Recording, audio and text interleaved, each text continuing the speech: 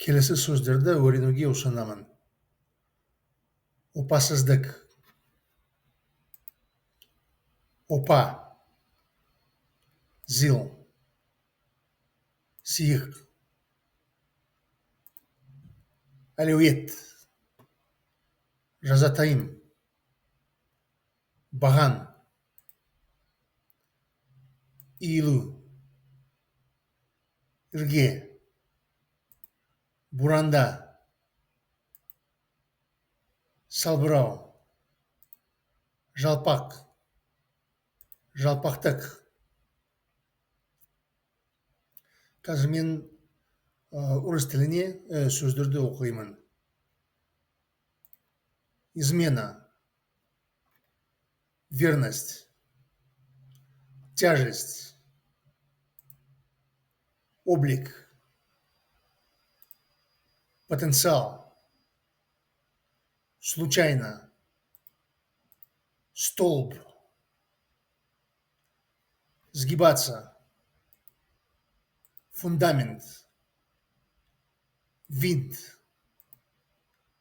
Свисать. Широкий. Ширина.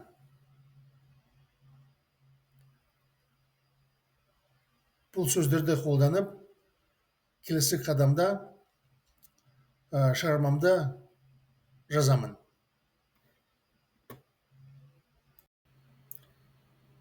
Шығармамды жазып, сендердің назарына ұсынамын.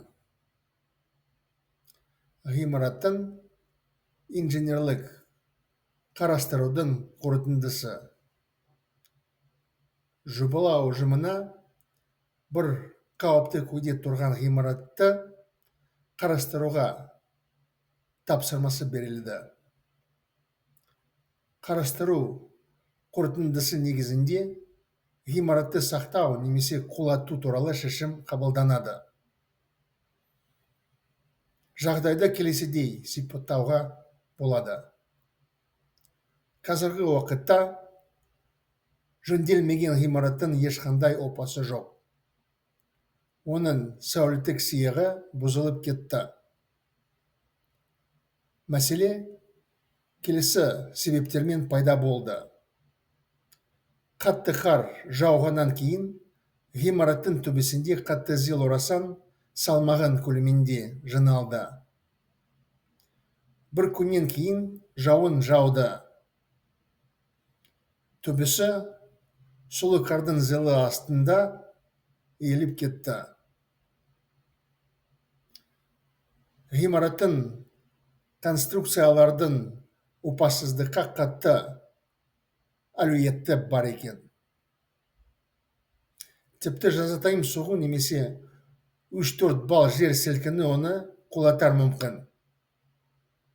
Ғимараттың төбесінің бір бөлігі мұз көшінің үстіне салбырап жүр. Жаяу жүргіншілердің қорғауы үшін уақытша қоршауы орнатылды. Ғимараттың жалпақтығы 20 метр, аумағы 600 шаршы метр. Қоршауының ішінде кран орнатуға болады. Төбесі көтеріп, қиратуынан кейін бағандарды қиратуға қолжетімділік ашылады. Ғимараттың іргесі бурандалы свайларға орнатылған. Оларды жою үшін экскаватор қажет болады. Келесі мен сендерге орыс тіліне нұсқасын ұсынамын. Сендер тыңдап, оны синхрон аудармасын ретінде оны жасауды тырысыңдар.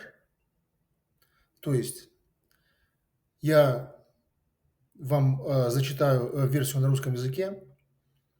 Попробуйте сделать синхронный перевод на казахский. Поехали. Заключение по инженерному обследованию здания. Проектной группе было поручено обследование здания, находящееся в аварийном состоянии. На основании результатов обследования будет принято решение о сохранении или сносе объекта. Ситуацию можно описать следующим образом. В настоящее время неотремонтированное здание не представляет никакой ценности. Его архитектурный облик полностью утрачен. Проблема возникла по следующим причинам. После сильного снегопада на крыше здания скопился огромный по весу объем снежного покрова. Спустя сутки прошел дождь. Крыша под тяжестью насыщенного водой снега прогнулась.